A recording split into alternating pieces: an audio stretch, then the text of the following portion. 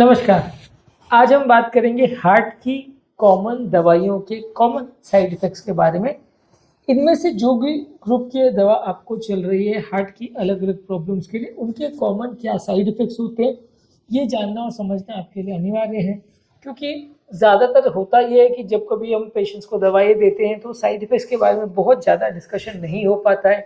Patient को जब भी साइड इफ़ेक्ट्स होते हैं तो पेशेंट परेशान होता है, पेशेंट डॉक्टर के पास आता है, कई बार वो समझ ही नहीं पाता कि ये दवा की वजह से है कि किसी और कारण की वजह से है, और फिर उसको परेशानी होती है। तो आज हम डिस्कस करेंगे कुछ कॉमन मेडिसिन जो हार्ट पेशेंट्स के लिए हम देते हैं, उनके क्या कॉमन साइड इफेक्ट्स हैं, ताकि आपको बेसिक अंडरस्टैंडिंग डेवलप हो जाए कि ये कारण से साइड इफेक्ट्स हो सकते हैं, ये तरह के साइड इफेक्ट्स हो सकते हैं, और फिर हम उसको मैनेज करने में मदद मिल पाएगी अगर हम उसे जल्दी रिकॉग्नाइज कर पाएंगे। तो टॉपिक पर जाने से पहले जो लोग हमारे चैनल पर नए हैं उन्हें रिक्वेस्ट करूँगा कि चैनल को सब्सक्राइब करें, वीडियोस को लाइक और शेयर करें।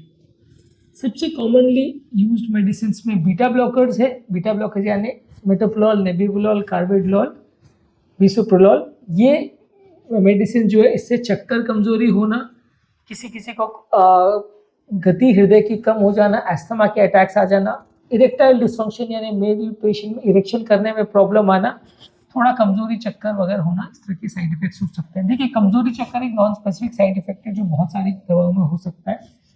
वो तो ज़्यादा इंपॉर्टेंट नहीं है और ज़्यादातर दवाओं के डोज रिलेटेड होता है, तो उसको ऑल्टर करने से काम ठीक हो जाता है। और वो काफ़ी बीपी रिलेटेड मेडिसिन, जो भी दवा थोड़ा ब्लड प्रेशर कम करेगी, उसमें थोड़ा दिखने को मिल सकता है। नेक्स्ट है एसिड ग्रुप ऑफ मेडिसिन यानी ramipril, enalapril, captopril, perindopril. Trade names इनके अलग अलग हो सकते हैं, पर मैं मॉलिक्यूलर जेनेरिक फॉर्म्स की बात कर रहा हूँ। इससे सबसे इंपॉर्टेंट साइड इफेक्ट है सूखी खांसी। रात को या किसी भी टाइम पे बहुत ज़्यादा सूखी खांसी बिना कारण की होती है, कफ नहीं आता, पोटेशियम लेवल बढ़ सकते हैं, बाकी चक्कर, कमजोरी, थोड़ा स्किन में रैशेज होना, मुंह फूल जाना जिसे एंजियोइडिमा बोलते हैं, लिप्स के पास सीवियर स्वेलिंग हो जाना, ऐसा कभी कभी हो सकता है। ये इसके कॉमन साइड इफेक्ट है। नेक्स्ट है एंजियोटेंसिन रिसेप्टर ब्लॉकर्स यानी ARBs। इसमें लोसार्टन, वैल्सार्टन, कैंडिसार्टन, एजिलसार्टन, टेलमिसार्टन, ओल्मिसार्टन, ये सारी मेडिसिन आती हैं। इससे भी लगभग वही साइड इफेक्ट्स होते हैं एसी इनहिबिटर्स जैसे, लगभग उसी तरह से काम करती है, सिवाय इसमें कि सूखी खांसी इसमें कंपेरेटिवली कम होता है, जीरो नहीं होता, कम होता है। एसी इनहिबिटर में 3 से 8% में हो सकता है, इसमें लगभग 1% में हो सकता है, लेकिन इसमें भी सूखी खांसी देखने को मिल सकता है। पोटेशियम लेवल बढ़ सकता है, चक्कर, कमजोरी वगैरह हो सकता है। एंजियोडिमा भी कंपैरेटिवली एसी इनहिबिटर में ज्यादा होता है, इसमें ऑलमोस्ट नहीं होता है।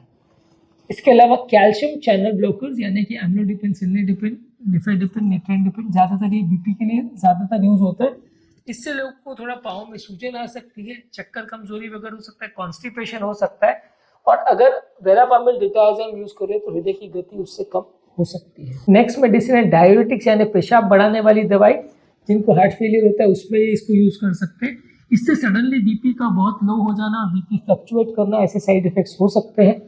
ज़्यादातर इससे इलेक्ट्रोलाइट इम्बैलेंस, पाँव में दर्द, क्रैम्प्स वगैरह होना, इस तरह के साइड इफेक्ट हो सकते हैं। सोडियम पोटेशियम का कमी या डिप्लीशन हो सकता है।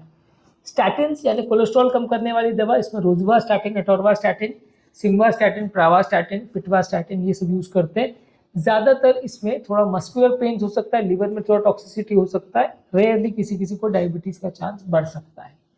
एंटीप्लेटलेट यानी खून पतला करने दवा, इसमें एस्पिरिन, क्लोपिडोग्रेल, प्रेसोग्रेल, टिकाग्रेलॉन, ये कॉमन मेडिसिन है। इसमें किसी किसी को थोड़ा ब्लीडिंग का साइड इफेक्ट्स हो सकता है, स्किन में चकत्ते पड़ सकते हैं, इकाइमोटिक रैशेज हो सकते हैं स्किन में। खून पतला करने की दवा, इसलिए खून ज़्यादा पतला हो सकता है, तो खांसी, उल्टी, मोशन में कहीं पे भी ब्लीडिंग हो सकती है।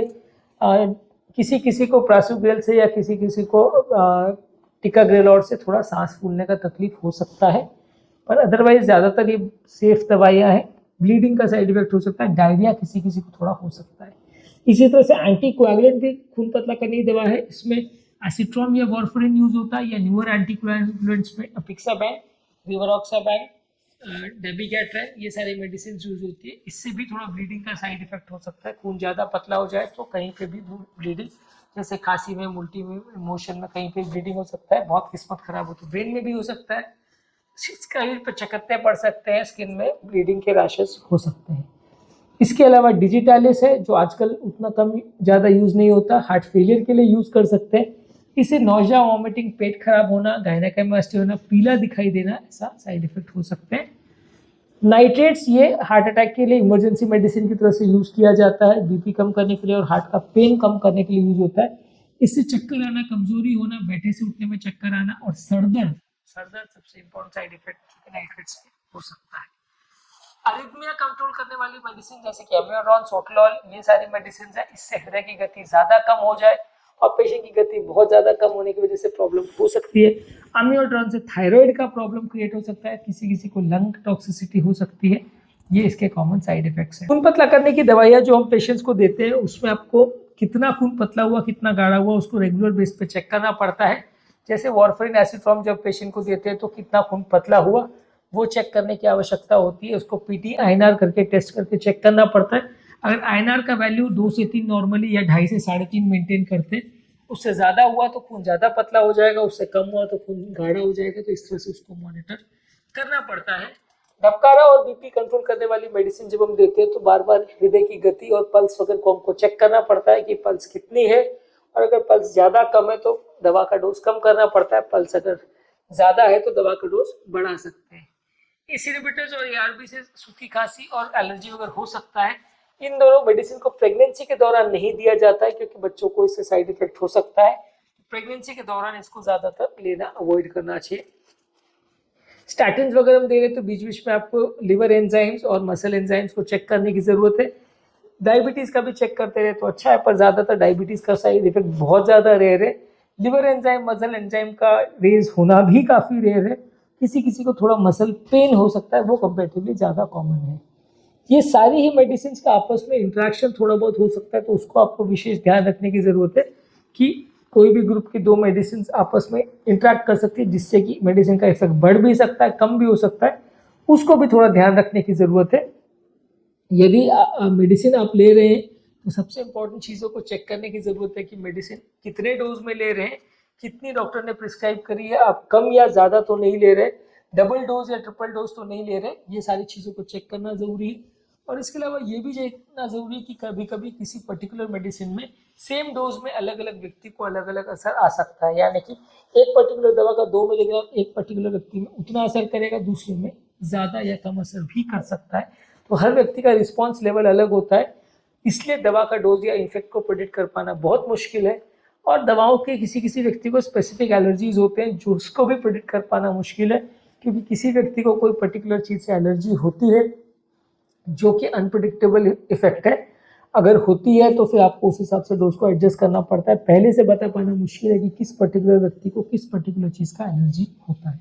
मैंने एटलीस्ट ऐसा देखा है कि जिन लोगों को एलर्जीज होती हैं या दवा सूट नहीं होती, उस एक पर्टिकुलर व्यक्ति में 2-2 3-3 दवाओं का सूट ना होना ऐसा हो सकता है। तो इसलिए जिन लोगों का ड्रग का टॉलरेंस थोड़ा कम रहता है उसमें एक बार में 3-4 दवाइयाँ उनको सूट ना करें, ऐसा हो सकता है।